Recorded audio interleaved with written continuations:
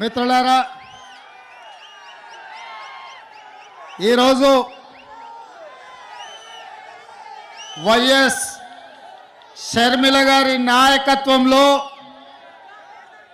విశాఖపట్నంలో ఏర్పాటు చేసిన న్యాయ సాధన సభ, విశాఖ ఉక్కు ఆంధ్రుల హక్కు అని వేలాదిగా మీరు తరలి వచ్చి రాజశేఖర రెడ్డి గారి అభిమానులుగా మీ ఉక్కు కర్మాగారాన్ని ఆనాడు త్యాగాల పునాదుల మీద సాధించుకున్న మీరు ఇవాళ విశాఖ ఉక్కును కాపాడుకోవాలని ఒక కార్యక్రమాన్ని ఏర్పాటు చేస్తే, ఈ కార్యక్రమంలో పెద్దలు రఘువీరారెడ్డి గారు CWC member, doctor YS Rajasekhara Reddy గారి ఆత్మ అడుగడుగున ఆయనను వెన్నంటి నిలబడ్డ డాక్టర్ కేవీపీ రామచంద్రరావు గారు, అదేవిధంగా కేంద్ర మంత్రివర్యులు పల్లం రాజు గారు, అదేవిధంగా సిపిఐ నాయకులు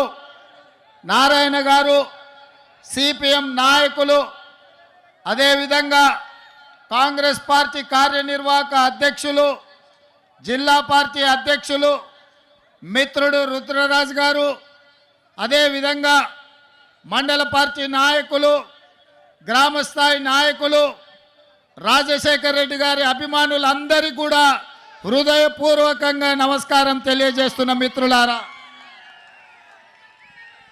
మిత్రులారా, ఈరోజు వైఎస్ షర్మిల గారి నాయకత్వంలో ఈ సభను చూస్తుంటే నాకు విశాఖపట్నంలో ఉన్నట్టు లేదు. హైదరాబాదు నగరంలో, తెలంగాణలో నేను నా కార్యకర్తలతో ఏర్పాటు చేసిన సభ ఎంత విజయవంతం అవుతుందో, వేలాది మంది వచ్చి అండగా నిలబడతారో ఇవాళ ఇక్కడ చూస్తుంటే నాకు హైదరాబాదు నగరంలో కాంగ్రెస్ పార్టీ సభను ఏర్పాటు చేసినట్టుగా ఉంది. వాస్తవంగా నేను ఈ సభకు రావాలనుకున్నప్పుడు కొంతమంది మిత్రులు అన్నారు, అక్కడ కాంగ్రెస్ పార్టీ లేదు కదా, మీరెళ్ళి సభ వైఫల్యం చెందితే మనకు చెడ్డ పేరు వస్తుంది కదా అని. అంటే నేను ఒక మాట చెప్పిన వాళ్లకు, వైఎస్ఆర్ బిడ్డ, వైఎస్ఆర్ ఆశయ సాధన కోసం, విశాఖ ఉక్కును కాపాడాలనే ఉక్కు సంకల్పం కోసం షర్మిలమ్మ సభ పెడితే తప్పకుండా ఆయన అభిమానులు అందరూ అక్కడికి వస్తారు, అండగా నిలబడతారని నేను వారికి చెప్పిన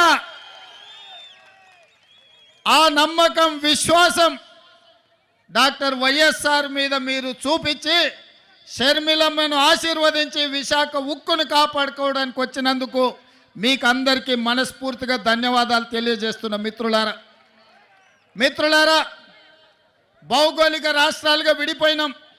ఇక్కడ ఉన్నప్పుడు మనకు ఆంధ్రప్రదేశ్, తెలంగాణ, కానీ మన హక్కుల కోసం, మన ఆస్తులు కొల్లగొట్టడానికి ఢిల్లీ పెత్తందారులు మన మీద దండయాత్ర చేస్తే మనం తెలుగు వాళ్ళం, మనం అన్నదమ్ములం, ఒకరికి ఒకరం అండగా నిలబడి ఢిల్లీ నుంచి సుల్తానులు వచ్చినా, జాగీర్దారులు, జమీందారులు వచ్చినా తెలుగు గడ్డ మీద ఇటుక పెళ్ళను కూడా తీయలేరు, విశాఖ ఉక్కును ఒక ఇంచు కూడా కదిలించలేరు అని చెప్పి నేను ఈ సందర్భంగా తెలియజేయదలుచుకున్నా. ఆనాడు కురుక్షేత్రం జరిగేటప్పుడు కౌరవులు, పాండవులు వేరు వేరు, వాళ్ళ మధ్యలో సమస్యలు వచ్చినప్పుడు పోరాటం వేరు. కానీ వాళ్ళ మీదికి ఎవరైనా దండెత్తుతే వాళ్ళు 105 అయి అందరూ కలిసికట్టుగా నిలబడి వాళ్ళ ప్రాంత ప్రజల్ని, వాళ్ళ హక్కులను కాపాడుకోవడానికి కొట్లాడేవాళ్ళు. ఇవాళ కూడా మిత్రులారా, చాలామందికి అనుమానాలు ఉండొచ్చు, అపోహలు ఉండొచ్చు, వైఎస్ఆర్ వారసులు ఎవరు అని.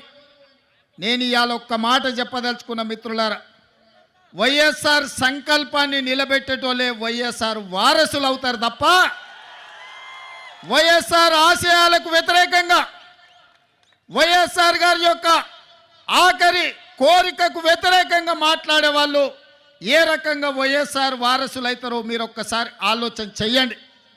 ఇవాళ ఆంధ్రప్రదేశ్లో ఇక్కడున్న పరిస్థితులు, ఇక్కడి రాజకీయాలను కాంగ్రెస్ పార్టీ తెలంగాణ శాఖ అధ్యక్షుడిగా, తెలంగాణ రాష్ట్ర ముఖ్యమంత్రిగా కొన్ని సంవత్సరాల నుంచి నిశితంగా గమనిస్తున్నా. ఈ ప్రాంతానికి ఇక్కడ పాలించే నాయకులుగా మేము కావాలనుకుంటున్నారు. కానీ ప్రశ్నించే గొంతులు ఎవరి ప్రాంతంలో లేరు. ఎందుకంటే ప్రశ్నించే గొంతులు ఉన్నప్పుడే పాలకులు మన మాట వింటారు. ఢిల్లీలో ఉన్న మోడీ ఇవాళ ఈ ప్రాంతం మీద ఆధిపత్యం చెలాయించాలనుకుంటున్నాడంటే ఈ ప్రాంతం నుంచి మోడీని ప్రశ్నించే వాళ్ళు లేకపోవడం వల్లనే ఇవాళ మీ హక్కుల గురించి ఎవరు మాట్లాడతలేరు. 10 ఏళ్ళైనా మీ పోలవరం పూర్తి కాలే. 10 ఏళ్ళైనా ఆంధ్రప్రదేశ్కు రాజధాని ఎక్కడంటే ఎక్కడుందో చెప్పలేని పరిస్థితి ఇవాళ ఆంధ్రప్రదేశ్కు దాపురించింది. ఇవాళ ఈ ప్రాంతంలో ఈ ఆంధ్రప్రదేశ్ యొక్క ఆత్మగౌరవాన్ని ఢిల్లీలో తాకట్టు పెట్టిండ్రు.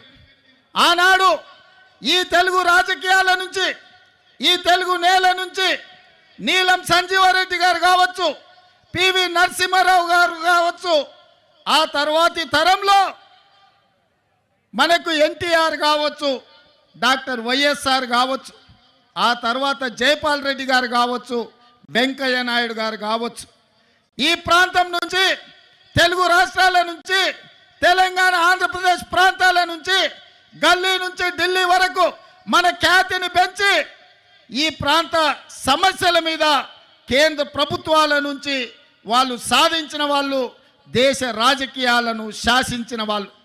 నేను ఇవాళ అడుగుతున్న మిత్రులారా, అటు తెలంగాణ అయినా ఇటు ఆంధ్రప్రదేశ్ అయినా ఢిల్లీకి వెళ్ళి వంగి నమస్కారాలు పెట్టే నాయకులే ఉన్నారు తప్ప ఢిల్లీని అడిగి మనకు కావాల్సిన సాధించే నాయకత్వమే ఇవాళ లేదు. మీరు ఒక్కసారి ఆలోచన చేయండి. ఆనాడు 94లో డాక్టర్ కేవీపీ రామచంద్రరావు గారు సజీవ సాక్షి. కాంగ్రెస్ పార్టీకి 26 సీట్లు వచ్చి ఎన్టీఆర్ యొక్క ప్రభావంలో కాంగ్రెస్ పార్టీకి ప్రధాన ప్రతిపక్ష హోదా కూడా 94లో రాలే. అప్పుడు ఢిల్లీ ఆలోచన చేసింది, ఇక ఆనాటి ఉమ్మడి ఆంధ్రప్రదేశ్లో పార్టీ బ్రతకాలన్నా, కార్యకర్తలకు అండగా నిలబడాలంటే ఒకే ఒక్క నాయకుడు వైఎస్ఆర్ చేతికి పగ్గాలు అప్పచెప్తే తప్పకుండా కాంగ్రెస్ పార్టీ కార్యకర్తలకు అండగా నిలబడతారని ఆనాడు వైఎస్ఆర్ను ఆంధ్రప్రదేశ్ కాంగ్రెస్ పార్టీ అధ్యక్షుడిగా నియమించారు. 26 సీట్లతో మొదలైన ప్రయాణం 99లో 90 సీట్లకు వచ్చింది.